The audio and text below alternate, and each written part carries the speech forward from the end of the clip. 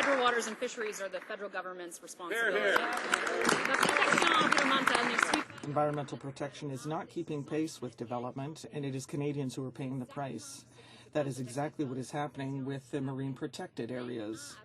20 years after having signed the Biological Diversity Convention, only 1% of Canada's marine environment is protected. The oceans are threatened by pollution and overfishing. So why is the minister pushing ahead with offshore development without adequate protection? Parliamentary Secretary to the Minister of the Environment. Protected areas, it should be noted that it was under this government that Canada's protected parklands increased by over 50%. We've established 12 marine protected areas, and we know more work needs to be done. That's why we're having robust consultations with a variety of stakeholders to make sure that we get things right. Mr. Speaker, when it comes to protecting parklands and our water, Canada has a good track record under this Conservative government. The honourable member for Halifax.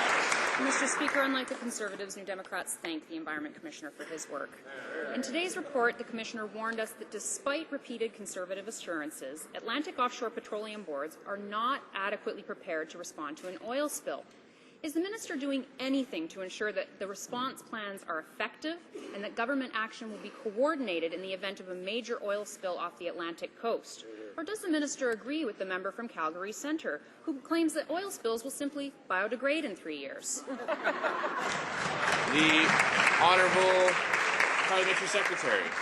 Well, Mr. Speaker, as I'm pleased to reiterate from yesterday from the Minister of Transport, we've commissioned a risk assessment study on readiness to respond to spills in Canadian waters.